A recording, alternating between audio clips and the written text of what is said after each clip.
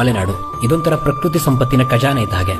ಎಂತವರನ್ನು ತನ್ನತ್ತ ಸೆಳೆಯೋ ಶಕ್ತಿ ಇದೆ ಈ ದಟ್ಟ ಕಾಡುಗಳೇ ತುಂಬಿರೋ ನಾಡಿಗೆ.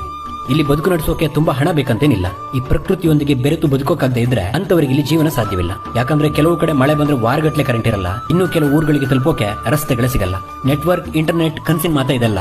ಆದ್ರೂ ಮಿತವಾದ ಸೌಲಭ್ಯಗಳಲ್ಲೇ ಅದೆಷ್ಟೋ ಕುಟುಂಬಗಳು ನೆಮ್ಮದಿಯ ಬದುಕು ಸಾಗಿಸ್ತಾ ಇದಾವೆ. ಅವಕ್ಕೆ ಲೋಕದ ಗೊಡವೆ ಇಲ್ಲ. ಕಾಫಿ, ಅಡಿಕೆ, ಭತ್ತ, ಕಾಳುಮೆಣಸು ಈ ಬೆಳೆಗಳೇ ನಮ್ಮ ರೈತರ ಜೀವಾಳ. ರೋಗದ ಮಧ್ಯೆ ಈ ಬೆಳೆಗಳನ್ನ ಬೆಳೆಸಿ, ಉಳಿಸಿ, ಒಣಗಿಸಿ ಮಾರಿ ಮನೆಗೆ ಬರುವವರೆಗಿನ ಕಥೆಯನ್ನಂತೂ ಕೇಳಲೇಬೇಡಿ. ಅದಂತೂ ತುಂಬಾ ಕರಾಳ. ಸೂರ್ಯೋದಯದಿಂದ ಸೂರ್ಯಾಸ್ತಮದವರೆಗೂ ಕೆಲಸ ಮಾಡ್ತಾರೆ ನಮ್ಮ ಜನ. ಅವ್ರಿಗಂತೂ ಪುರ್ಸೊತ್ತೇ ಇರಲ್ಲ. ಆದ್ರೂ ಬೆಳಗ್ಗೆದ್ದವರೇ ಹೇಳ್ತಾರೆ, ಎಲ್ಲರ ಮನೆದು ಮುಗೀತು, ನಮ್ದಿನ್ನೂ ಕೆಲಸನೇ ಮುಗ್ದಿಲ್ಲ. ಜಗತ್ತು ಅದೆಷ್ಟೇ ಮುಂದುವರೆದ್ರೂ ನಮ್ಮ ಆಚರಣೆಗಳು, ಪದ್ಧತಿಗಳನ್ನ ಬಿಟ್ಟು ಬದುಕಿಲ್ಲ. 1000 ಸಮಸ್ಯೆಗಳು ಸಾಲಾಗಿ ಬಂದ್ರು ಸವಾಲಾಕಿ ಬದುಕೋದನ್ನ ಈ ಜನ ಮರೆತಿಲ್ಲ. ಇಲ್ಲಿ ಸರ್ವರೋಗಕ್ಕೂ ಬಿಸಿ ಬಿಸಿ ಕಾಫಿಯ ಮದ್ದು. ಕಡುಬೆ ನ್ಯಾಷನಲ್ ಫುಡ್ ನಮ್ಮದು. ತಿಂಗಳುಗಟ್ಲೆ ಬಿಡದೆ ಹುಯ್ಯೋ ಮಳೆ, ಒಲೆ ಮುಂದೆನೆ ಮುಂಜಾನೆ ಕಳೆಯೋ ಹಾಗೆ ಮಾಡೋ ಕೊರೆಯೋ ಚಳಿ, ಸುಡೋ ಬಿಸಿಲು, ಇದಿಷ್ಟು ಅನುಭವಗಳು ಈ ಮಲೆನಾಡಲ್ಲೇ ಆಗತ್ತೆ. ಇದೆಲ್ಲದರ ನಡುವೆಯೂ